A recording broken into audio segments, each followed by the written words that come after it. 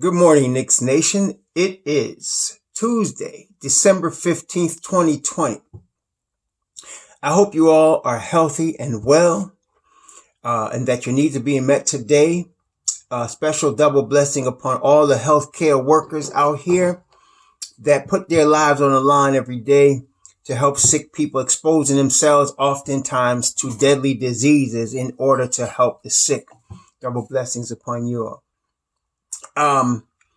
Before I get into today's video, I have to say, one of the things I have been, I believe, ordained to be a teacher. And one of the things I've learned, and I mean a teacher of the Bible, because I do Bible studies. But one of the things I have learned over the many years I have been doing Bible studies and teaching in general is in order for me to learn, I have to admit when I'm wrong. See, I've learned over the years, I had this in my younger years when I first started being a Bible teacher. Took me a while to pick this up because of pride. And I also see it in other people that are teaching things or trying to reveal things. Hard for them to admit when they're wrong about something. And one of the key things that caused me to accelerate learning or to learn on higher levels is to admit when you make a mistake. You cannot learn unless you make mistakes. See, that's the principle. You cannot learn unless you make mistakes. And when you make a mistake, you have to admit it's a mistake because that will help you learn and will help somebody else to learn or maybe to avoid the mistake. Well, let me start off today's video like this. I was very impressed with Danny Avdija from the Washington Wizards. I considered him a high probability of a bust. Now, just because it's preseason, it doesn't mean he's not going to be a bust, but I have to admit, he looked very good in the game against the Brooklyn Nets the other night. Now, they got blown out by Brooklyn, but, that's going to happen with Kyrie and KD on the floor together. But he was hitting his three-point shot. That was the key thing I saw. I'm not sure what kind of a defender he's going to become on the NBA because they did get blown out. But as far as shooting, I didn't even think he'd be able to get his shot off from the three-point line in the NBA. Okay, now it's still a long season. He could prove me right. But in this particular game, homie was hitting his threes. Again, I just want to stress, I'm not saying we should have drafted him. I'm glad we did not. I'm glad we got Obi. And, also, if you're watching, Devin Vassell doing his thing in San Antonio, as we, thought he would. Isaac Okoro's looking really good in Cleveland. So the players that we had on our board, which in the order I had them was Vassell, Okoro, and then Obi, and I had Halliburton in there if the Knicks were going to get a guard. I haven't been watching Halliburton, so I don't know what he's doing with the Kings at this point. But Okoro and Vassell and Obi, I'm glad we got them. They're doing good. But Danny, I ain't gonna front, man. I was wrong about him. I could possibly have been wrong about him. I was surprised that he was hitting his shot because he was getting some wide open looks, but even though they were wide open, I was still surprised he was knocking them down. That's how much less lack of confidence I had in that boy's ability to shoot the ball. So he could go on a cold streak later on in the season or whatever, but he looks pretty good. And one thing I have seen about him is that he's a hard worker. So maybe he's working hard and he's going to get his shot together, man. It might be all right, So I admit I was wrong. I might have been wrong about Danny Avdija for all you Danny lovers out there, but I'm still glad the Knicks didn't take him. But you know what, though? Just for another second, because we talk about the Knicks, all the other guys are where they are. But, dang, I was looking at Malachi Flynn in Toronto. And y'all know I told y'all, to me, he was him and Halliburton, to me, were the two best point guards in the draft. And man, that boy is looking good, man. Oh my goodness, man. He already, well, anyway, he's in Toronto now. So whatever. And I ain't gonna front. I'm glad we got Emmanuel quickly. I'm not gonna front. I'm not one to keep dwelling on what we didn't do. So we got Emmanuel quickly. We got Obi. They're Knicks. Let's move forward. Okay. But Malachi Flynn is what we thought he was going to be. The boy is going to be really good. He's the heir apparent to Kyle Lowry, and I can definitely see him, stepping right in. He's going to play behind Kyle this year, but having some spot starts, and Toronto's not going to miss a beat in the backcourt with that kid. So, yeah, that's what it is. So what's going on right now? Well, we know as we talked about yesterday, the Knicks played 2 games last weekend against Detroit. And if you notice, unless somebody comes out today, there was no media. There was no press conference. There was no news out of the Knicks practice yesterday, which is a good thing. I know also they made an announcement that there's going to be no media at Wednesday's game because of the spike. Now, there was a spike in COVID deaths. Unfortunately, Most High bless the people who have suffered the loss of loved ones, and those whose loved ones are sick. We pray that they would overcome this evil disease and recover. But it's a good excuse for the Knicks to keep the media away from the players for a couple of days, isn't it? Because today yesterday they're back in the lab. Yesterday. Okay, working on whatever they need to work on, like we talked about, lowering the turnovers, ball control a little bit. We talked about really badly blown defensive assignments by Julius Randle, especially. We talked about, some improvements they need to make as a team, ball movement wise, getting the ball out of your hands in a double team. Dennis Smith Jr., recognizing what's coming at him and then his fellow teammates creating passing angles to get the rock out of his hands quickly and move it and take advantage of double teams when you got an advantage. And so they're in the lab today. And knowing Tom Thibodeau, they're probably working very hard. They were in the lab yesterday. So I don't know if they're going to come out with a press conference today. I would be surprised if they did, because I'm thinking this is an opportunity to not have the players have to answer to the media, because that is a distraction. I mean, NBA players need to answer to the media because the media is helping them make money. Okay. I mean, you don't get known unless people see you, and people don't see you and talk about you unless you're in the media, right? I mean, that's how it is. So, the media helps them make money, and that's just the NBA in general. That's why the league makes players make themselves available to the media, which is what, this big controversy. The latest thing about Kyrie Irving is he don't want to talk to the media. And the NBA is letting him know, bro, you're going to talk to the media. So anyway, that's another thing. But so, so they're in the lab today and yesterday. And the game tomorrow against Cleveland is going to be a good test because Cleveland's been playing pretty well. They just beat Indiana twice in preseason. Isaac Okoro, as I said, he's looking really good. Of course, Kevin Love is hurt. What else is new? So they're going to be playing Cleveland twice at home. And one thing I did learn, I kind of knew it a little bit intuitively, but I didn't focus on it the way Thibodeau did in his last press conference, which is true. You play a team twice in the NBA and you beat them, and the second time you play them, they're going to make adjustments. And that's what happened last weekend with Detroit. The Knicks beat them on Friday. Detroit made adjustments. And then all of a sudden Sunday, it was different. Okay. They were double teaming we said DSJ more. They were actually prepared for Obi. They was not letting him get lanes to the hole. As you saw, he was launching up threes. He hit one of them. He was shooting them from too far out though. He was not in a good spot there. So he'll learn that, but that's an adjustment they made. And then when Emmanuel quickly came in the game, they were making sure he was not getting a jump shot. Okay. So these are good. And not that he was there Friday, but they did a scouting report. They know, what to expect from him. So this is good practice, no pun intended, for the real season, because teams will always make adjustments. Thibodeau mentioned that, and that's very good that Thibodeau recognized that, and that now he understands that he has to teach his players to expect that, to expect that your opponents, you face, especially you rookies or Obi or IQ, when you face somebody and you get over, you do your thing on them, the next time they're going to be ready. They're going to let you come at them like that again. They're going to be ready for you. So, it's the same thing. They have to think in terms of their opponents. Remember, we talked about before how Thibodeau wants his teams, his players, to study the opponents, to know their weaknesses, to know their tendencies, and to be, most of all, prepared for those things. Okay.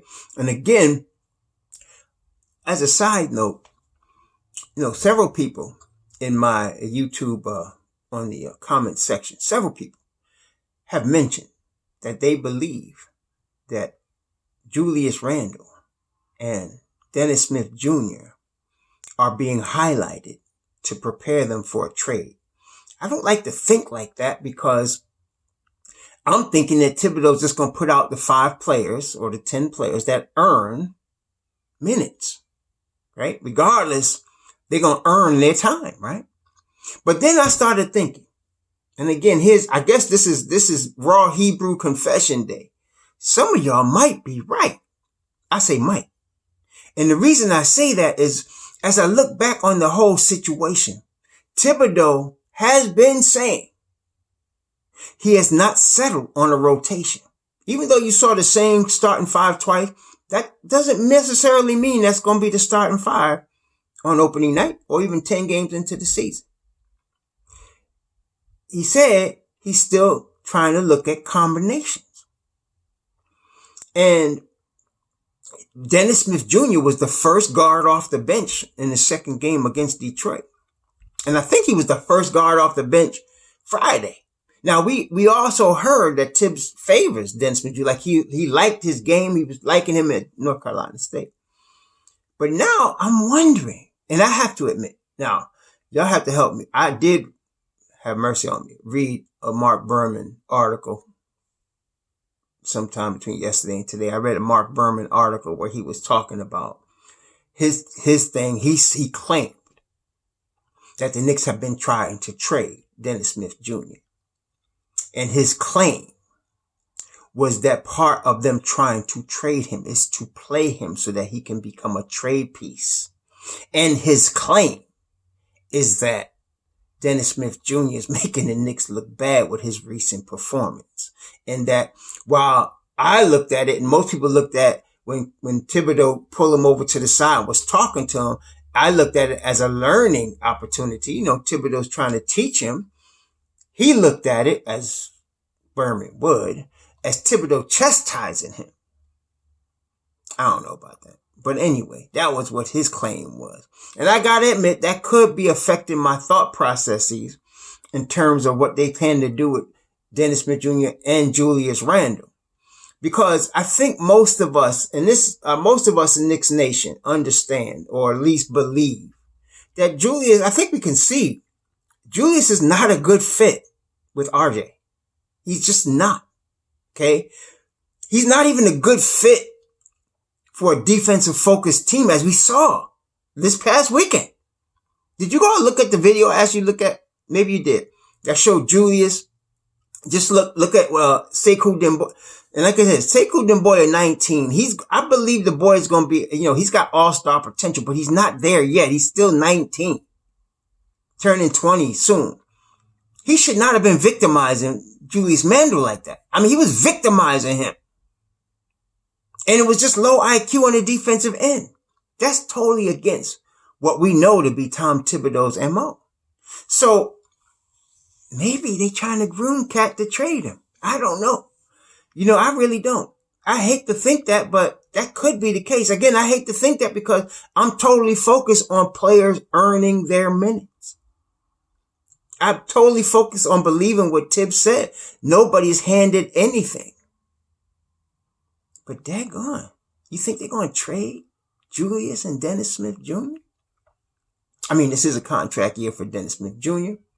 This is the last guaranteed year for Julius Randle. I mean, he has a $4 million guarantee for next season, but for all practical purposes, he's an expiring deal. So I don't know, man. This is going to be interesting to watch.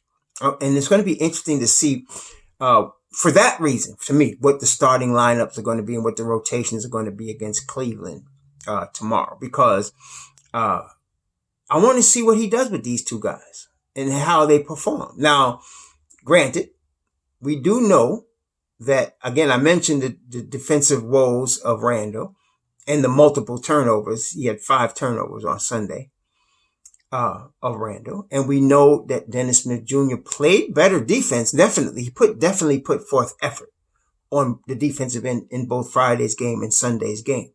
But he still was out of position on several plays. I did notice that. If you notice, like especially when the boss he was on the weak side of the court.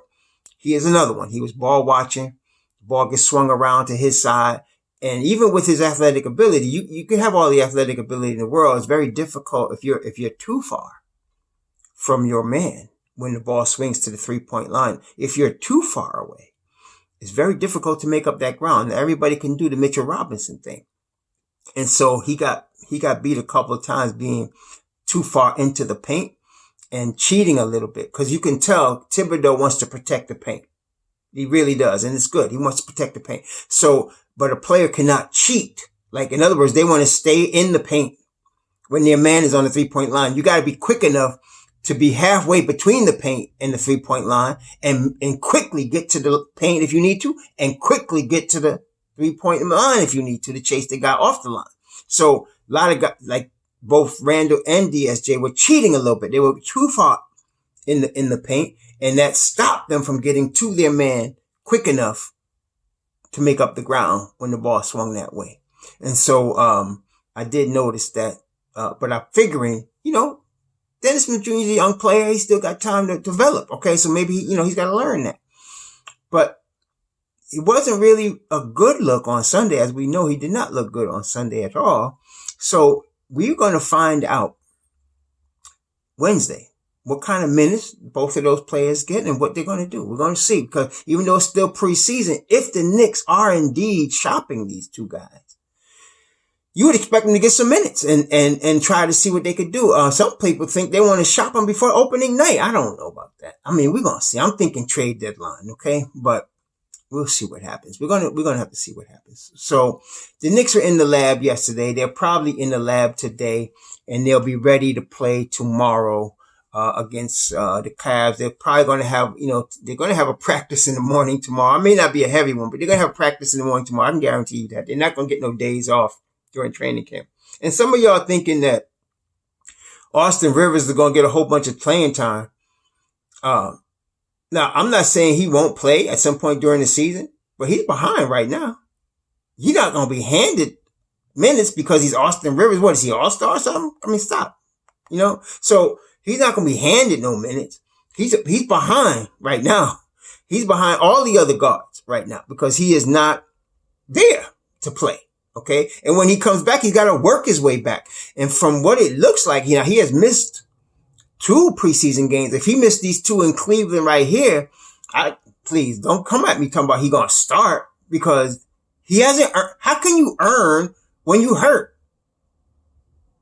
You understand? No. The principle here is all players that are in the rotation will earn their minutes. People were asking about Miles Powell, MIA, and then DNP for Iggy. My assumption is always going to be, if you don't see them, it's because they did not earn their minutes. That's got to be the assumption, especially when Thibodeau has said nobody's handed anything. So it's not just like he just doesn't want to play them. They got to earn the minutes. Okay, they got to earn it. Like I said, they brought in a bunch of journeymen, and they're telling the youth, beat them for your minutes. You understand? That you beat them out for your minutes. If you can't beat out a journeyman in the NBA, then you just know better than a journeyman. That's really what it comes down to. Okay, really what it comes down to.